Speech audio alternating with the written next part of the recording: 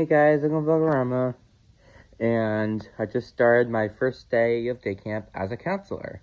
Now, this will also be including the second day of camp, so stay tuned for that. And we even got Liger here waking up. Say hi, Liger. Oh, she's saying hi.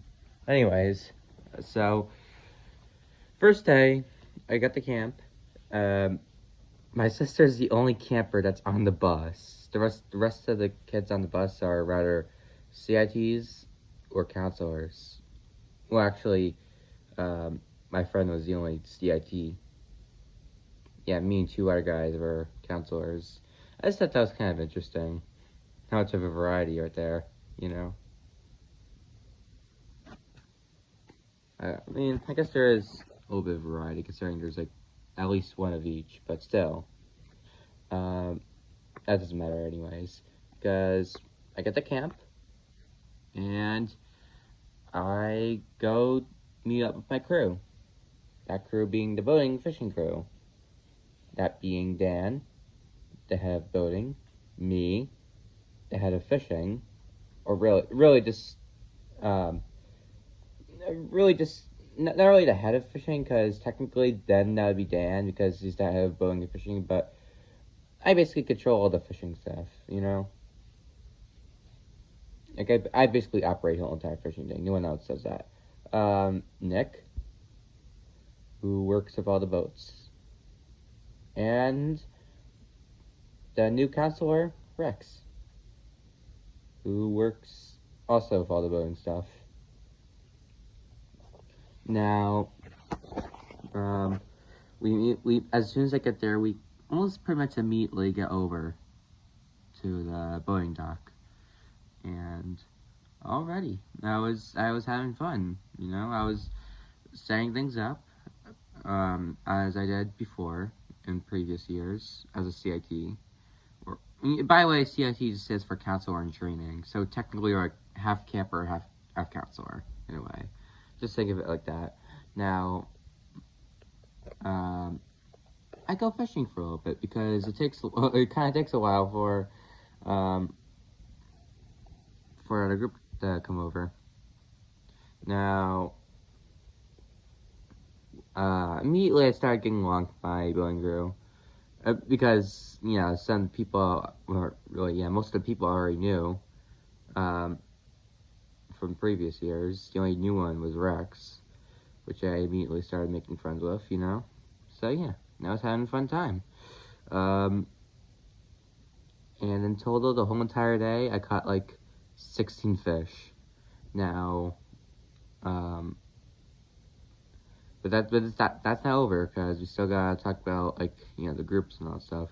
So the 10-year-old army has, the 10-year-old army has come down, and immediately since the group has been expanded because it merged with another group. I think it was like 11 and 12 B. B stands for boys, by the way. That came over first. I don't know too much, because I might be wrong. It might be 11 and 12, but I don't know. I'm gonna have to check my schedule. But anyways. Whatever it is, they came down, and immediately it was a little hard, because, trust me, there was literally a majority of them were on the boating dock. Not the fishing dock, I'm sorry. Which, I was the only one who worked on the fishing dock, really, so I had to deal with, like 7 to 8 people at a time, asking me, for a worm, asking me for a fishing rod. It did get stressful at first, but then they all left. And then comes the second period, where it was a lot less chaotic, so yeah, I forgot who came down, but then period 3 goes pretty normal. Period 4, I go to lunch. Now, lunch was pretty weird because of one thing. So the lunch staff got pissed off at me, or not just me really, but me and the other guys, that being Nick and Rex. Dan wasn't there, by the way. He eats his own stuff. Now, he was like being really angry and rude, like because apparently we're supposed to order before we go to the lunch thing. Like we were supposed to order like at the beginning of the day, but the previous lunch staff never told us to do that. They never like said that we had to do that. But then the new the new lunch staff said we had to do that. Now, you should have saw the guilt on my face. Like, did I do something wrong? But whatever, it's fine because yeah, the rest of the boating staff agreed that like yeah they're kind of being rude, but yeah. And then next few periods go about and the day's over. Oh, that's when it started to feel slow because yeah, when like, because thing is that almost like period one, many people, like a majority of the group went on the dock, so got a little chaotic. So I had to constantly give out rides, give out this, give out that, give out worms, which made it feel a little slow. But then the day ends. I'm just wiping off my eye right there. So overall, pretty good first day. Could have been better, could have been worse. Overall, it was really fun, though.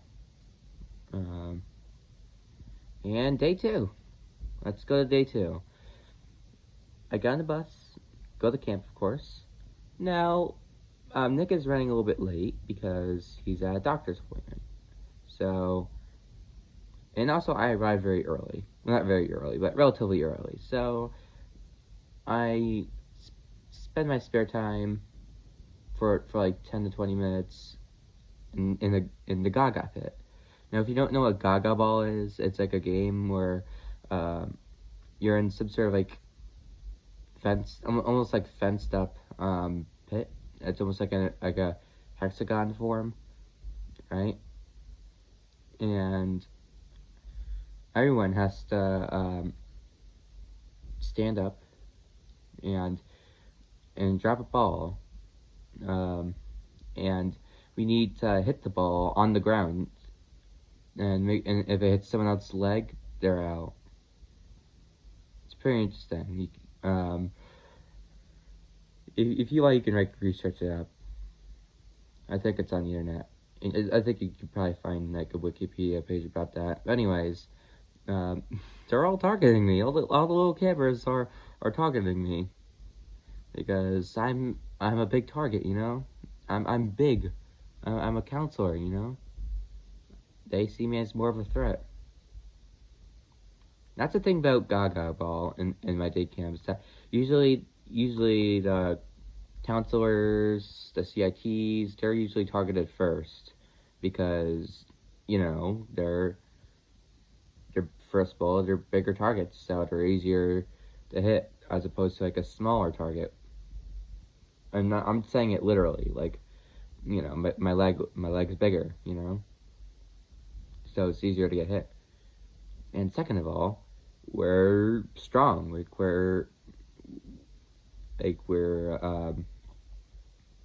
so they'll see us as threats, you know, so they want to get us out so we don't win, because they know we can win easily if they don't target us. Which I can definitely see that, but it definitely gets really annoying because you know you're gonna like they're all gonna target you, and yeah, whatever. I can see it, by the way. Now, anyways, so I go over to the boating dock, and I set up all the stuff. I got some worms, but I had to go to the bathroom, so by the time I got out, one of the groups was already there, so I had to like kind of rush back to the fishing dock and get all the rods out. But oh no, period one, and not so hard. Period two goes by, period three goes by, and those 2 periods were very peaceful because um, all the campers were very, very peaceful. Like think about 13G. G stands for girls, by the way. Is that they're very peaceful. So whenever they come, like they just sit there. Like they just sit there and just chat out.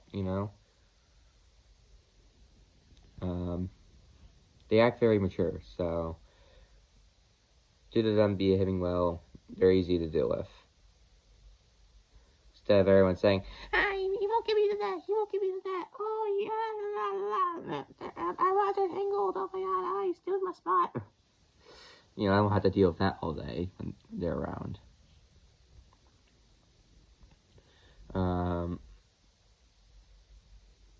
Same thing goes with 13 boys. Like they really just sit and chat. 12 boys that kind of applies to as well. Like they just sit and talk and fish peacefully. Like they know well how to fish. Like they don't like slam their rod into the water. They don't like lift it high above their head where it can easily hit in their camper. Because that's one of the main problems of like, especially during fifth period when they had to deal with the 4 and 5-year-olds. But that we'll get to that in a second. Meanwhile, lunch went pretty normally, so I guess we can just skip by that. I had some macaroni. Nothing really to point out, but man, these things get hard when the 4 or 5 when 4 or 5K comes over. I don't really know what K stands for. Probably kindergarten or something like that. I don't know. Because thing is, it's like a mixed group where there's both boys and girls, but that's not important. Now,